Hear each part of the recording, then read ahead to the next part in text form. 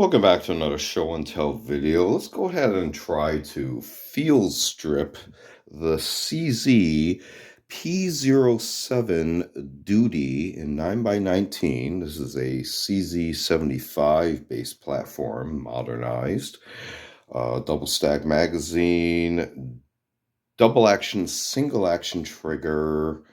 Also as well, currently this is set up as a decocker version, but you can actually switch this out for an actual safety, manual safety option as well. This being your slide release and this being your action control level right here. We do have a beaver tail. Again, this is double action, single action, as you can see there. So let's drop the mag and let's see how we would actually get the slide off. So you notice we do have a marking there, as well as a very small marking on the slide. If you line those up and then push against the slide stop, now if you have very strong fingers, you can pop the slide stop out towards the camera. But in my case, because I have small hands, believe it or not, I will take the edge of a magazine base, press it against the edge of the, I guess you say, slide stop lever while it is lined up. So it does require some hand-eye coordination, but it is easy enough that you can push against there with enough leverage that you can actually pull the lever out. And then once your trigger is actually in the fired position, nothing is cocked internally or externally, you can slide the slide right off. So this being its own separate component of the lower, notice everything works by itself. Very cool, I think. So quick look at the internals. Pretty simple compared to some other platforms, but again, this having to function as both as a semi-auto handgun with double action, single action, you do have that complexity, as well as limiting any other, ready modifications per se into another type of platform. But this being a pretty crisp double action, as well as some take up on the single action. And notice here how much room I have to actually put in. I don't have a decent trigger pull pound gauge because I actually don't believe in them personally. But notice how much take up there is on the single action. There. So let's take a look at this here. You have your typical recoil spring, this one being happening blue, and I did happen to replace the guide rod with a Cajun Gunworks full metal one as opposed to the plastic one. It does make things a little bit crisper when cocking the slide, obviously, because this is full metal with a significant weight difference from the plastic, just so you know. But it does help with the overall recoil flip just that little bit. Here, of course, is your normal barrel assembly that goes into the slide itself. You see there the type of mechanism hidden within here. I'm not going to delve into that. That is beyond my skill set.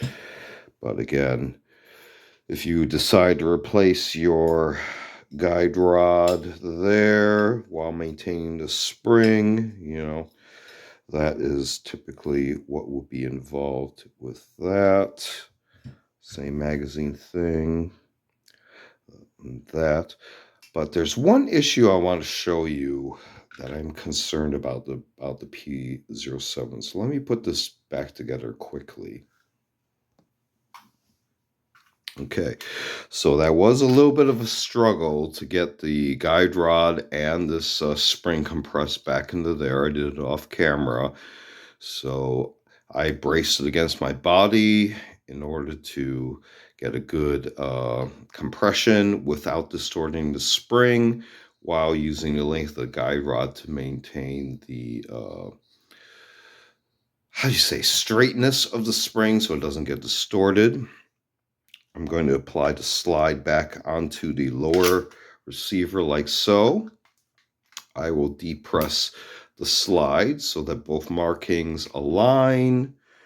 Drop the slide slop, slide slop, yeah, definitely. Slide stop back into place and press. And now everything's back together. Now, again, the issue I was going to talk about is this. You're at slide stop. You're out. You want to reload. Notice your magazine release is only on one side on this particular model. If we just try to do a right-hand drop, we are stuck. We don't have a free drop. We have a polymer lower receiver, and unfortunately with the original P07, which I did purchase here, I am able to squish this area just enough with my thumb pressure that it will prevent an easy magazine drop. Now, if I actually did it from a lab perspective, of course it will drop. But if you do it from a real world perspective, you're holding this with your hand, it will not drop. Let's try it again from a lab perspective from the left side. Without holding the grip and just pressing the lever, of course it will drop. Let's try it from a left-hand grip. My thumb right here, that's as far as it will go.